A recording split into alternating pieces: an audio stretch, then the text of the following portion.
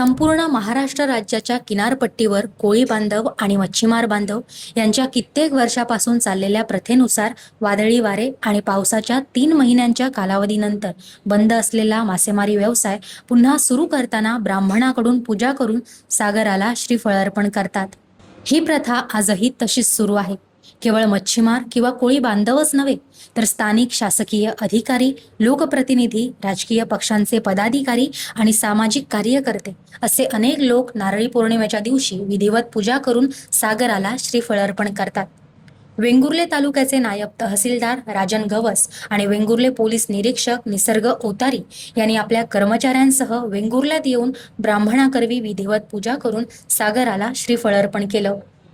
त्याचप्रमाणे वेंगुर्ले शहरासह तालुक्यातील अनेक व्यवसायांचे छोटे मोठे व्यापारी, विविध राजकीय पक्षांचे पदाधिकारी, कार्यकर्ते आणि सामाजिक कार्यकर्त्यांनी वेंगुर्ले बंदर येथे ब्राह्मणाकडून श्रीफळाची पूजा करून सागराला नारळ अर्पण केला।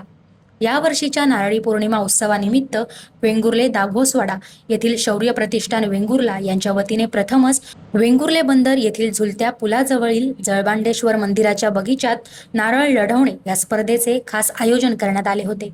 या स्पर्धेला रसिकांकडून उत्स्फूर्त प्रतिसाद मिळाला।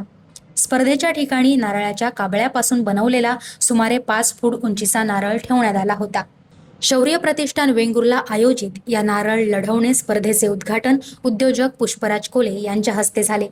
तसेच पहिली लढत नगराध्यक्ष दिलीप गिरप आणि उद्योजक पुष्पराज कोले यांच्यात झाली। या पहिल्या लढतीत नगराध्यक्ष दिलीप गिरप विजयी ठरले। या स्पर्धेत सुमारे 50 स्पर्धकांनी सहभाग घेतला होता। सदर स्पर्धा दरवर्षी अशाच मोठ्या उत्साहात साजरी व्हावी यासाठी आपण पारितोषिक देऊ असं उद्योजक पुष्पराज कोले यांनी स्पष्ट केलं। तर नारळ लढवणे ही स्पर्धा सलग 3 दिवस साजरी केली जावी त्यासाठी आपण पूर्ण सहकार्य करू असे आश्वासन नगराध्यक्ष दिलीप गिरप यांनी दिले।